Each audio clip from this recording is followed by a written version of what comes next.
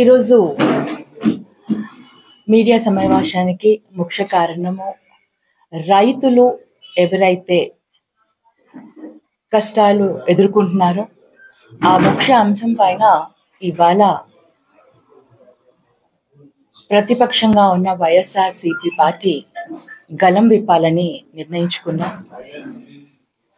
చాలా సమస్యల పైన ఉన్నాయి. ఇంకా ప్రభుత్వం ఏర్పాటు చేసి 6 నెలలు అయిపోయింది టీడీపీ పార్టీ.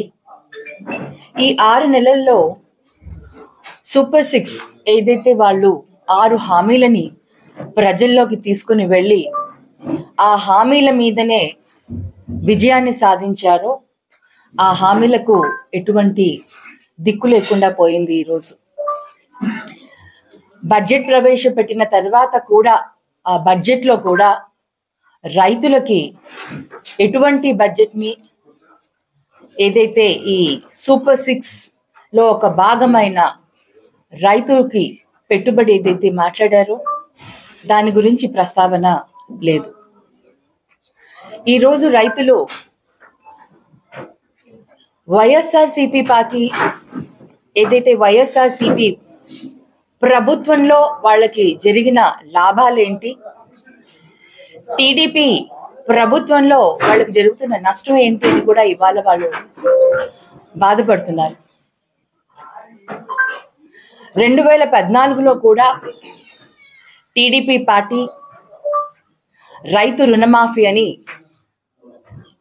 ఒక అబద్ధపు హామీతో ముందుకు వచ్చారు. అప్పుడు కూడా రైతు రుణమాఫీ పూర్తిగా చేయలేకపోయారు. మరొక్కసారి 2024 కూడా అదే విధంగా అందరినీ మభ్యపెడుతూ రైతులకు సంవత్సరానికి 20,000 చొప్పున పెట్టుబడికి వారికి ఆర్థిక సహాయం చేస్తానన్న టీడీపీ ప్రభుత్వం వచ్చాక ఇవాళ వాడి గురించి పట్టించుకోవట్లేదు. అదే వైఎస్ఆర్సీపీ ప్రభుత్వంలో, జగనన్న ప్రభుత్వంలో నవరత్నాలు అని ఏవైతే హామీలు ఇచ్చారో ప్రభుత్వం ఏర్పాటు చేసినప్పటి నుంచి జగనన్న ప్రభుత్వం ప్రతి ఒక్క హామీని నెరవేర్చుకుంటూ ముందుకు వెళ్ళాలి. రైతుకి